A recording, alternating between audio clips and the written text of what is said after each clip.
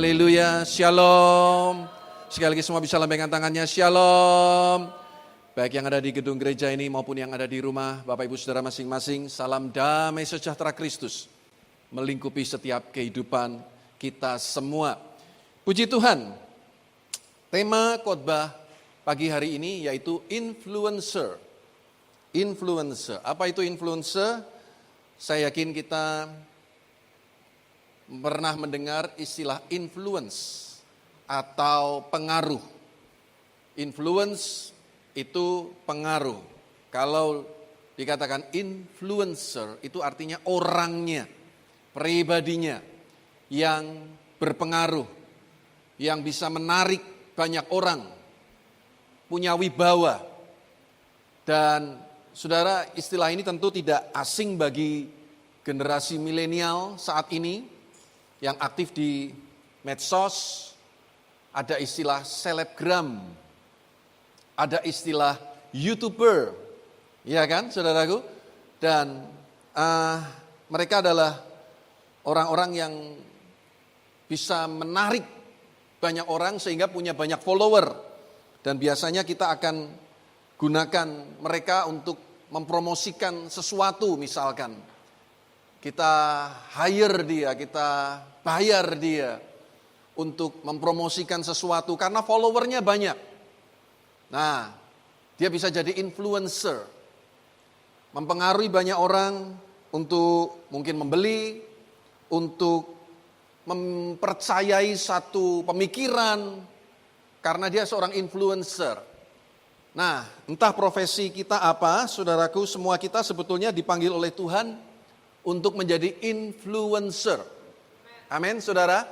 Jadi jangan berpikir, ya saya nih enggak pinter Facebookan Pak, saya enggak, bahkan enggak punya barangkali. Ya angkatan yang mungkin kelahirannya tahun 60-an, kelahiran tahun 70-an, mungkin enggak terlalu senang begitu. Ya, sama seperti saya enggak terlalu suka Facebook, ya Instagram begitu, enggak terlalu. Saya pakai WhatsApp itu pun karena tuntutan komunikasi ya.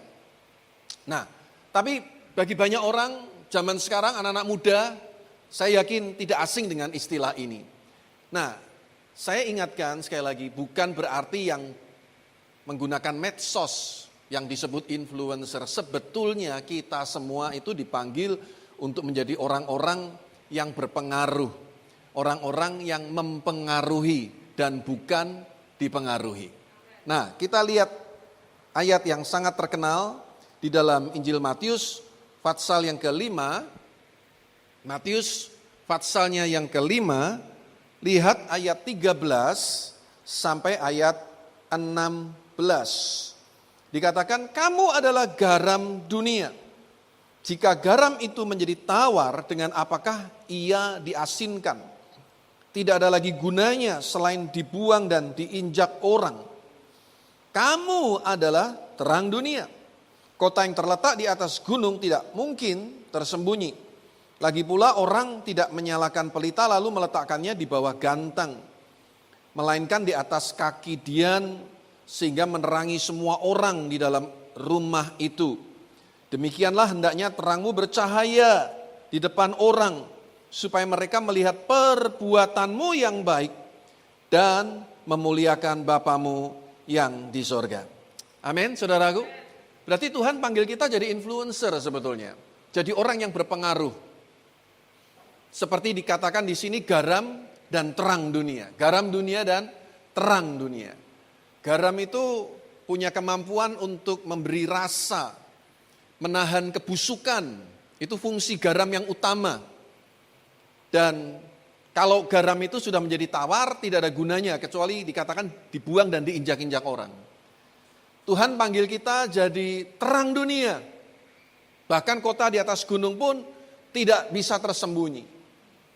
Jadi kalau Anda lihat gunung yang tinggi, kadang tertutup kabut, kita nggak bisa lihat gunung itu. Ya, kita tunggu awan lewat atau cuaca cerah baru kita bisa lihat.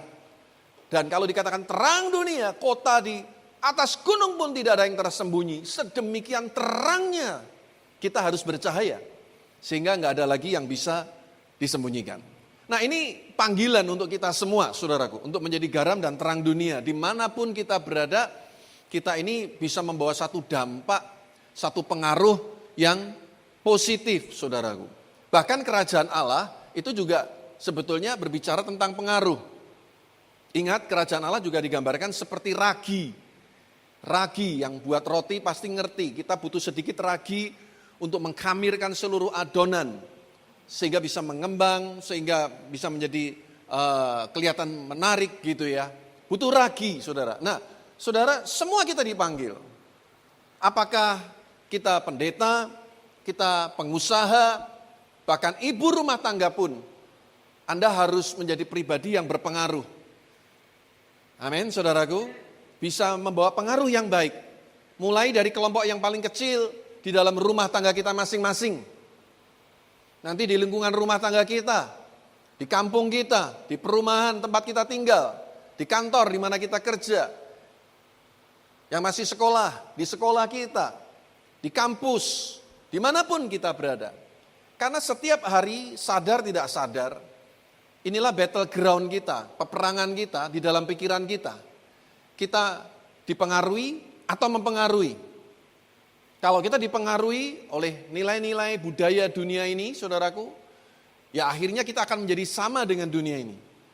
Padahal Tuhan panggil sekali lagi semua kita dimanapun kita berada, menjadi garam dan terang dunia. Kita mempengaruhi dengan nilai-nilai kerajaan sorga, nilai-nilai kerajaan Allah. Di mana Alkitab katakan kerajaan Allah bukan soal makanan dan minuman, tapi kebenaran, damai sejahtera dan sukacita oleh Roh Kudus. Jadi saudaraku, hati-hati, tiap hari sebetulnya akan terjadi transaksi, pengaruh dan mempengaruhi. Anak-anak, kadang kita nggak sadar ya, waktu anak-anak kita masih kecil ya, pulang rumah setelah dari sekolah, tiba-tiba punya kosakata baru, saudaraku. Kaget orang tuanya. Siapa yang ngajarin ini? Ternyata dia dapat dari sekolah. Ada ya orang tua mungkin punya pengalaman itu ya. Omongannya kasar, omongan miso-miso. Dari mana? Orang tua nggak pernah mengajari. Tapi ternyata terpengaruh oleh teman-temannya di sekolah. Kadang ada suami-suami karena tekanan di kantor, di pekerjaan, pulang marah-marah. Nah, terpengaruh dengan suasana di kantor. Lalu mempengaruhi pikirannya, jiwanya. Dibawa pulang ke rumah, gak bisa menguasai diri, diluapkan di rumah. Istri anak-anak gak ngerti apa-apa jadi korban. Nah sudah setiap hari sadar gak sadar Bapak Ibu Saudara, akan terjadi transaksi pengaruh dan mempengaruhi. Baik dalam perbuatan, pikiran, tutur kata kita, tapi semua mulainya pasti di sini nih. Semua mulainya di sini. Apa yang kita dengar, apa yang kita lihat, nyantol di sini dulu nih, di pikiran kita. Nah nanti akan mempengaruhi seluruh kehidupan kita kalau kita tidak bisa menjaga hati dan pikiran kita dengan baik. Nah saudara yang kasih Tuhan, mari kita akan belajar bersama-sama saudaraku. Bagaimana kita menjadi seorang yang berpengaruh. Yang pertama saudaraku, do the best you can. Lakukan yang terbaik yang kamu bisa lakukan. Jadi jangan selalu membandingkan hidup kita dengan orang lain. Ya, apalagi selalu konotasinya influencer itu orang yang punya follower banyak di Instagramnya, di YouTube-nya, lalu menjadi trendsetter. Apapun yang dia omongin diikutin banyak orang. Sekali lagi tidak harus selalu seperti itu. Mulailah dari perkara-perkara yang kecil. Saya diberkati dengan seorang ibu tanpa dia sadari dia sudah banyak mempengaruhi hidup saya juga. Kadang dia cerita bagaimana pada waktu gosok, dengerin khotbah, nanti nyapu, bersihin rumah, dengerin khotbah. Kadang khotbah-khotbahnya di-share juga ke saya. Wih, hebat juga nih ibu ya. Nah saya ini kalau nggak duduk, diam, tenang, fokus, nggak bisa saudaraku. Tapi ibu ini luar biasa. Bagi saya dia sudah mempengaruhi saya. Sesuatu yang positif untuk belajar firman terus. Padahal dia hanya seorang ibu rumah tangga. Dia sudah menjadi seorang influencer. Nah, saudara, di Indonesia ini ada seorang dokter, walaupun dia mungkin tidak terkenal di medsos, tapi dia sudah mempengaruhi banyak orang dengan nilai-nilai kehidupan yang baik. Namanya Dr. Lee Darmawan. Kalau Anda pernah dengar istilah floating hospital, rumah sakit terapung gitu ya. Jadi pakai kapal gitu. Floating hospital. Dia yang menggagas. Dia sudah merencanakan itu dari tahun 2008, tapi baru terrealisasi tahun 2013. Dia keliling dengan kapal itu ke pulau-pulau, memberikan pengobatan gratis cuma-cuma kepada orang-orang yang tidak mampu. Di dalam kapal itu, saudaraku, terdiri dari 3 dek. Ada 1 dek khusus untuk operasi, untuk merawat pasien. Saudara, dia sudah mempengaruhi banyak orang. Dokter gak harus selalu berbicara tentang keuntungan yang banyak, mendapatkan kekayaan yang banyak, menjadi terkenal. Bukan itu. Tapi nilai-nilai kehidupan yang beliau sudah bagikan itu, saya sendiri waktu lihat cerita kehidupan beliau, saudaraku, film dokumenternya, wah sangat memberkati. Dia memberikan hidupnya untuk jadi berkat bagi banyak orang, tanpa memikirkan keuntungan bagi dirinya sendiri. Dia korbankan waktunya, dia korbankan tenaganya, dia buat kapal yang menghabiskan biaya 3 miliar rupiah. Untuk keliling dari satu pulau ke pulau, memberikan pengobatan gratis kepada warga pulau tersebut yang kurang mampu. Saudara yang kasih Tuhan, kita punya senior pastor, Bapak Pendeta Thomas Didi Mustanto. Dia lahir tahun 1936. Jadi televisi pun belum ada, saya yakin zaman itu, saudara. Zaman saya saja tahun 70-an masih hitam putih. Ya, tanggal 18 Januari, Senin yang lalu, dia genap 85 tahun, Pak Thomas. Ya, saudara, buat saya dia seorang influencer. Waktu saya kecil, saya pernah diajak ikut kebaktian KKR di satu gedung yang jauh, boleh dikatakan sangat jauh dari kata layak semestinya atau pantas untuk menjadi sebuah tempat KKR, yaitu Gedung Wayang Orang Sri Wanito. Enggak ada AC, kursi juga kursi seng, saudaraku, kalau ditarik geradak-geradak bunyi semua, saudaraku. Enggak ada lighting yang bagus, sangat-sangat sederhana. Saya diajak waktu itu papi KKR dan mengajak beberapa hamba Tuhan yang lain juga altar call, mendoakan orang-orang sakit selama 3 hari di situ KKR. Dan saudara, saya mau katakan dia seorang influencer, seorang hamba Tuhan yang luar biasa dipakai Tuhan. Karena dari situlah sebetulnya cikal bakal jemaat kita yang ada di Pederesan Besar nomor 22. Sekarang gedung itu sudah dibongkar, bahkan banyak penduduk di sekitar itu juga sudah dipindahkan. Kalau Anda tahu sekarang ada gedung Yogya Department Store yang mangkrak itu. Nah itu dulu kompleks perumahan itu dulu. Grup Wayang Orang Sri Wanito ini, saudara. Dan banyak orang-orang di situ yang bertobat, terima Tuhan Yesus sebagai Tuhan dan Juru Selamat. Jadi zaman dulu tuh kita kalau mau bikin senderatari ketoprak gitu tuh sudah ada petroknya, ada bagongnya, ada semarnya. Dan memang sudah banyak yang meninggal dunia. Sekarang anak cucunya sebagian masih ada di tempat kita yang di Pederesan. Pak Thomas menjadi seorang influencer. Melalui pemberitaan firman Tuhan, banyak jiwa-jiwa dimenangkan bagi Tuhan. Demikian juga jemaat yang ada di Sukimane, di Ringin Pitu. Banyak yang akhirnya terpengaruh untuk percaya bahwa Yesus adalah Tuhan dan Juru Selamat. Amin.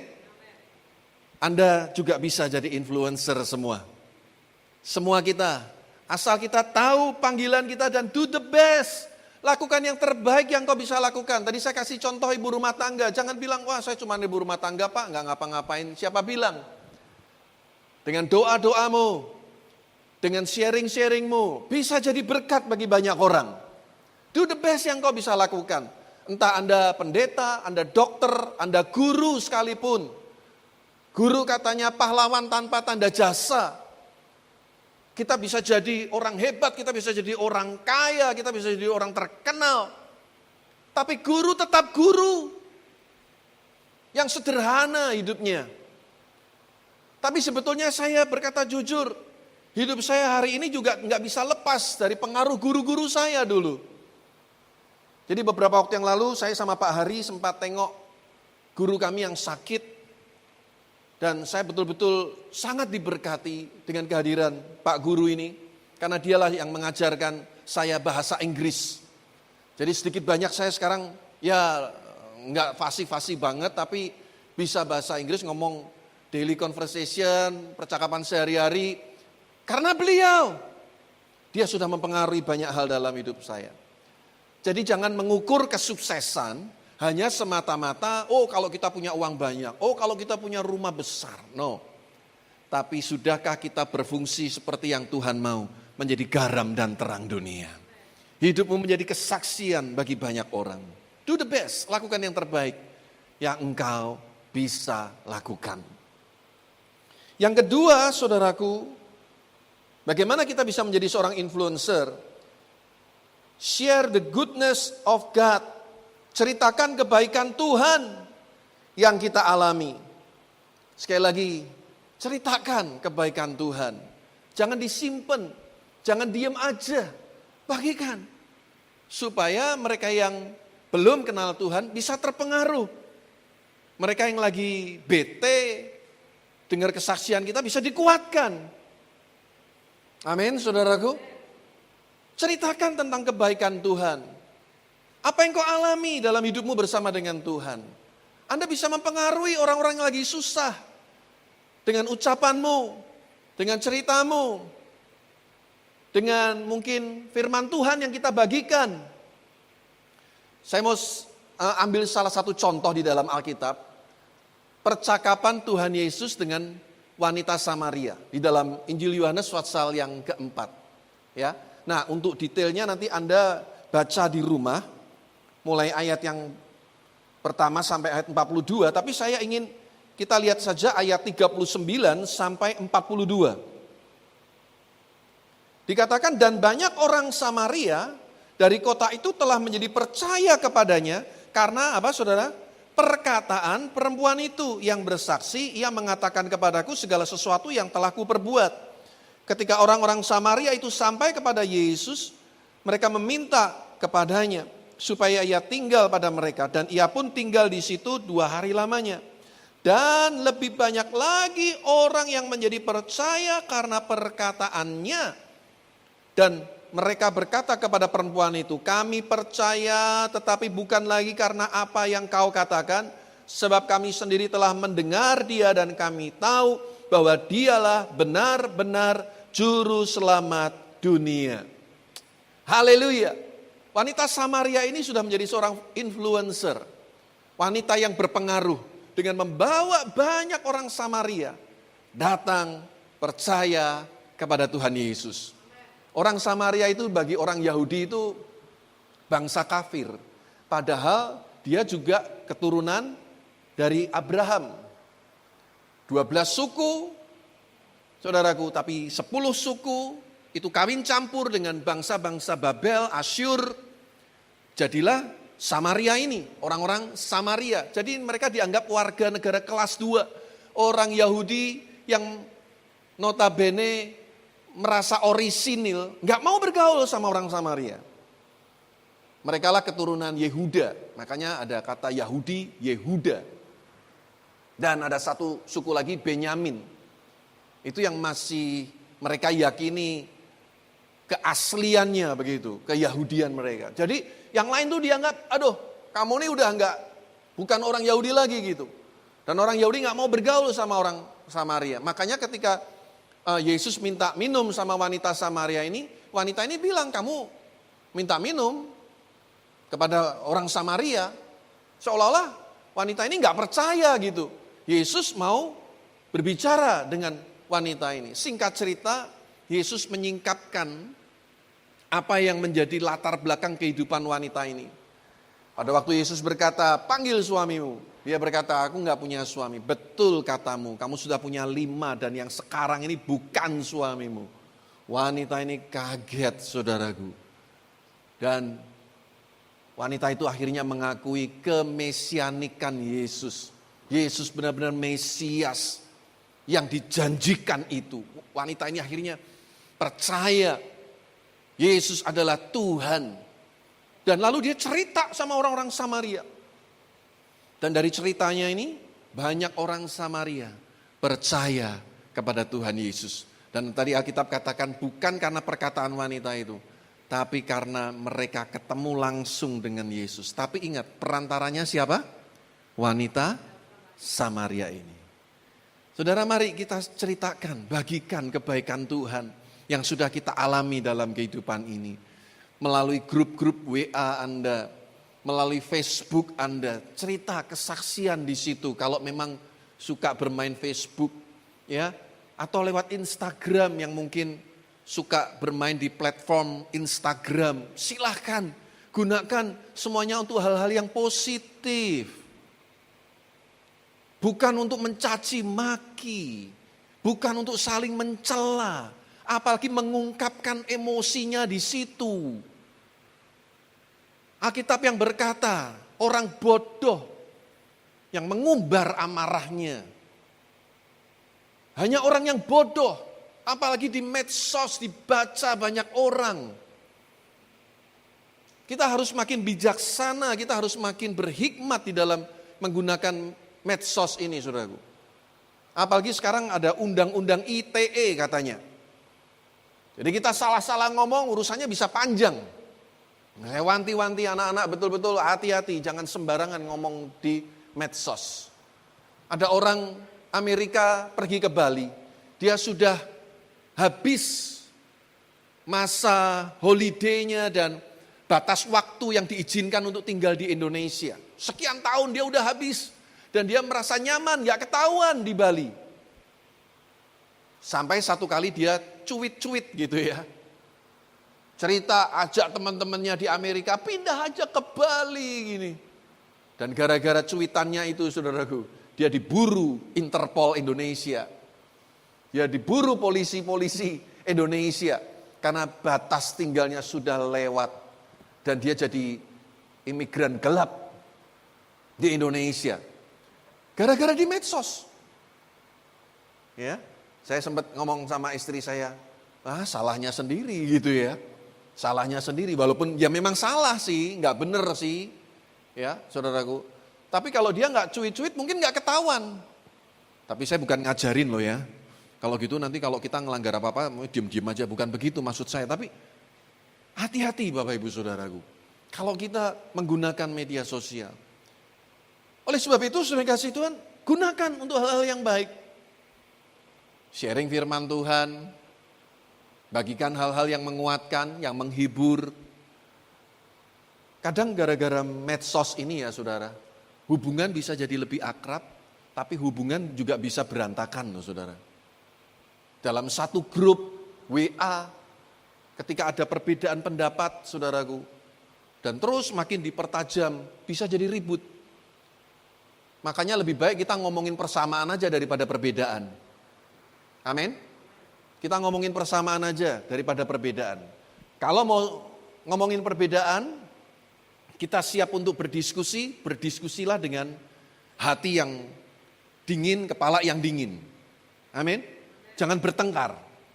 Anda harus terima yang namanya perbedaan. Di dunia ini enggak ada 100% itu semua orang pasti setuju, enggak ada. Biarpun Bapak Presiden kita hari ini menurut kita, menurut saya pribadi, prestasinya luar biasa, integritasnya luar biasa. Tapi apakah semua setuju dan menyukai beliau? Enggak juga. Tetap aja ada orang-orang yang membenci dia, orang-orang yang selalu nyinyir. Tahu nyinyir? Nyinyir itu bibirnya bimoli, bibir monyong 5 cm. Nyinyir. Omongannya orang enak terus saudaraku, nyelekit. Waktu kami ngalami selip mobil kami 2 tahun yang lalu di tol, ada yang dari dulu memang orang ini nyinyir dengan Pak Jokowi. Dia bilang apa? Nah ya toh, gara-gara dibangun jalan tol makanya selip. Loh, bingung enggak saudaraku? Yang disalahin yang bangun. Ya, iya memang namanya kecelakaan. Ban mobil saya pecah bukan soal jalan tolnya. Tiba-tiba orang bicarain, bencana alam nih, lihat nih. Wah presiden ini, wah lihat nih gitu. Gara-gara presiden ini nih. Loh, dari dulu juga perasaan bencana alam juga selalu ada. Bukan masalah presidennya. Tapi orang kalau udah nyinyir, selalu negatif. Biarpun apapun yang baik kita lakukan juga selalu negatif, saudara. Yuk kita harus bijaksana dalam membangun komunikasi. Karena ingat ya, mulut kita sekarang ini bukan cuma mulut yang ada di muka kita. Jempol kita ini bisa jadi mulut kita. Ya. Daripada kita ngomong yang gak jelas, belajar seperti wanita ini. Walaupun mereka zaman dulu belum ada medsos-mesosan. Tapi bisa bawa banyak jiwa datang kepada Tuhan loh. Wanita Samaria ini. Ayo kita juga mau jadi influencer untuk kerajaan sorga. Amin. Pada waktu kita bisnis, pada waktu kita di sekolah, dimanapun kita berada. Buat orang itu, waduh enak kalau bisnis sama dia. Bisa dipercaya, selalu tepat waktu kalau janji. Anda sudah jadi influencer. Buat kolega Anda, buat teman bisnis Anda. Bayarnya selalu tepat. Anda sudah jadi influencer. Di pasar, dimanapun kita berada, ibu-ibu juga bisa. Bisa jadi influencer. Influencer yang baik. Ya, jangan malah ngegosip. Bilang sama suaminya ke pasar 5 menit. Ternyata setengah jam. Belanjanya betul 5 menit. 25 menitnya ngerumpi. Iya kan? Saudara, mari kita jadi orang yang mau terus bagikan hal-hal yang baik kepada orang-orang yang di sekitar kita. Bisa juga gunakan keuangan kita. Alkitab katakan, ikatlah persahabatan dengan menggunakan mamon yang tidak jujur.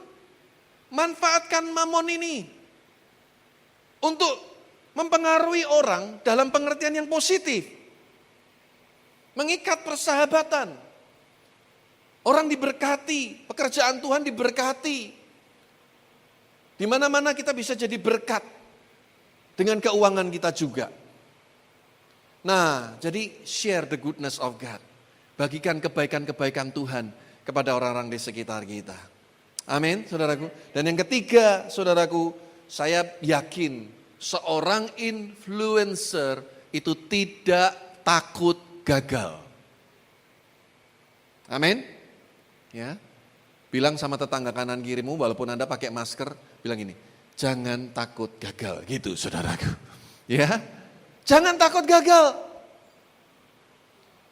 Orang yang tidak pernah gagal, tidak akan pernah berhasil. Kalau Anda lihat orang-orang yang sukses, jangan cuma lihat suksesnya aja, lihat kegagalannya berapa kali. Ya, saudara, karena di balik kegagalan terdapat 2 keuntungan. Ya ini keuntungan untuk belajar menemukan suatu cara yang lain. Dan keuntungan untuk memperkuat mental. Yes. Amin. Jadi pasti ada benefitnya, ada keuntungannya. Pada waktu kita mengalami kegagalan. Kita jadi semakin smart. Kita makin pinter, cari cara lain bagaimana. Dan yang kedua, membangun mental kita. Ini yang harus kita pahami. Dan kegagalan itu ibarat tanda koma dalam sebuah kalimat. Ia hanya membuat tanda jeda, tapi bukan tanda berhenti. Setuju? Saya pikir kalimat ini bagus ya. Kegagalan itu cuma koma aja, belum titik, belum selesai. Itu cuma jeda aja. Jalan terus. Kita pernah punya tema Gereja moving forward. Maju terus. Apapun yang kita alami, maju terus. Saya malah menikmati saat-saat seperti ini. Besok kalau saya sudah tua, saudaraku, anak saya paling gak suka saya ngomong begini. Tapi ya maksud saya, ya ini realita gitu ya. Kalau saya sudah tua, saya bisa lihat histori perjalanan hidup saya. Bagaimana dulu ikut papi pelayanan, ngerintis di pederesan, latihan musik. Anda tahu kalau kami dulu latihan musik di mana? Kita mesti pindah dulu ke Lik di Genuk sana. Lingkungan industri kecil di daerah Genuk.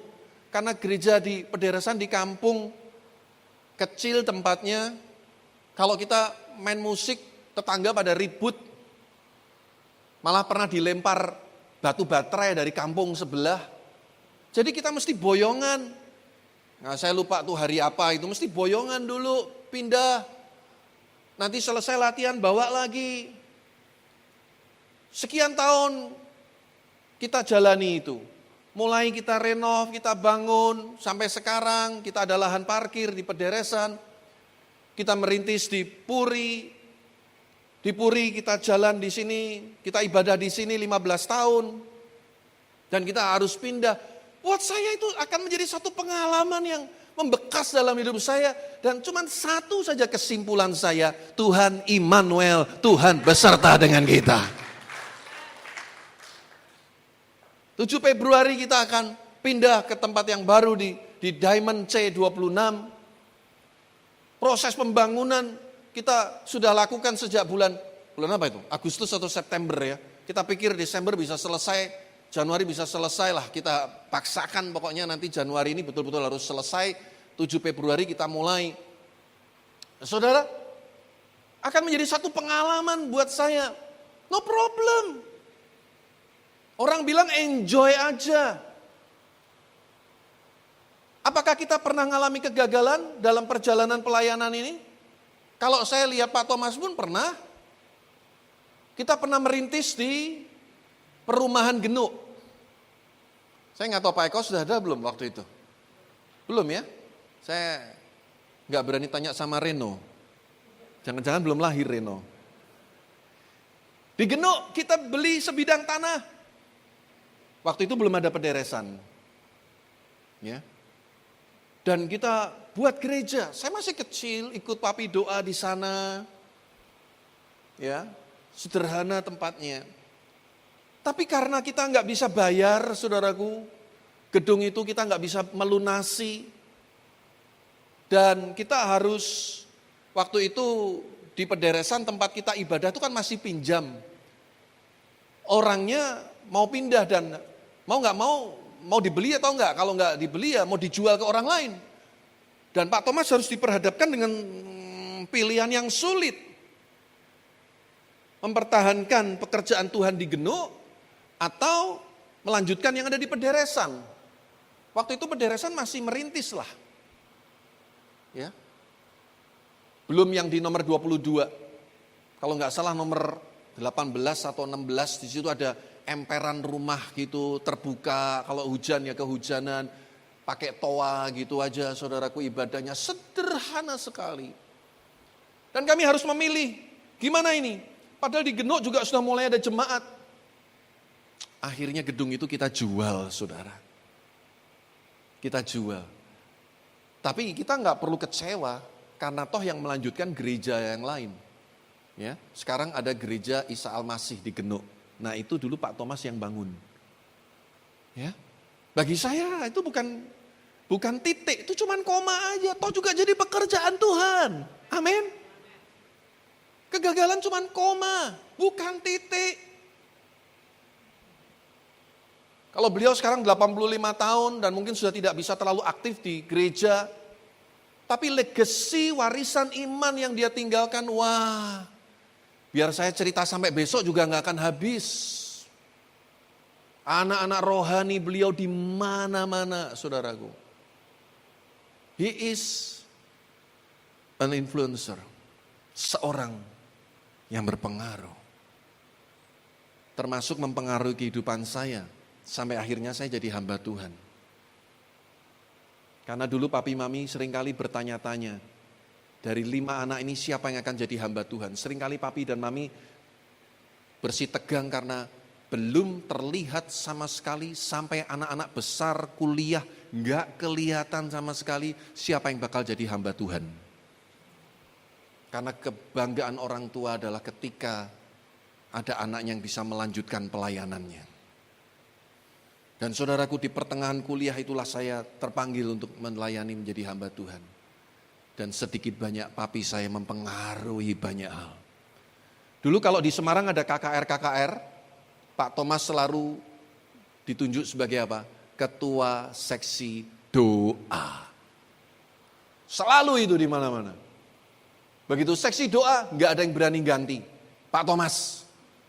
Dan dia akan kerahkan jemaatnya, mbah-mbah tua itu yang di pederesan. Jadi tim doa luar biasa. Saya ingat betul saudaraku. Saya berdoa setiap kita, ayo jangan takut gagal. Semua orang pasti pernah gagal. Petrus pernah gagal enggak? Pernah. Yesus pernah gagal enggak? Halo? Tuhan Yesus pernah gagal enggak? Pernah. 3,5 tahun pemuritan dengan 12 murid. 1 nyangkal Yesus, 1 jual Yesus. Yang lain waktu Yesus disalib, enggak ada satupun yang loyal, yang setia dampingin Yesus. Kecuali murid yang dikasihinya, yang bernama Yohanes. Yang lain kabur. Kalau Anda ditanya Yesus pernah gagal enggak? Sebetulnya pernah. Memuridkan, bagi hidup, tidur di tempat yang sama, makan makanan yang sama. Murid-murid lihat Yesus bikin mujizat dengan harapan kamu kelak besok pergi beritakan Injil. Lakukan perkara-perkara yang ajaib. Yesus berkata kalau kamu percaya engkau akan melakukan perkara-perkara yang lebih besar daripada yang aku lakukan. Ternyata 0 waktu itu. Tapi Yesus tidak menyerah. Waktu dia bangkit, dia nampakkan diri kepada murid-muridnya. Dia kuatkan kembali, pulihkan hati mereka kembali. Dan akhirnya mereka menjadi rasul-rasul yang luar biasa. Kecuali Yudas Iskariot yang memilih untuk gantung diri. Bapak Ibu Saudara kasih Tuhan, jangan takut gagal. Amin. Hari ini mungkin kita merasa gagal, itu baru koma, bukan titik. Ya, tetap bangkit, jalan terus bersama dengan Tuhan, Tuhan pasti menyertai kita. Jadilah garam dan terang dunia, jadi kesaksian bagi kemuliaan nama Tuhan, hidupmu jadi berkat. Sekali lagi, bagaimana kita jadi influencer? Yang pertama, do the best, lakukan yang terbaik yang kau bisa lakukan. Entah kau sebagai suami, sebagai istri, jangan nuntut suami itu harus begini, istri harus begini. Istri ngomong dulu sama diri sendiri, apa yang aku bisa lakukan yang terbaik untuk suamiku.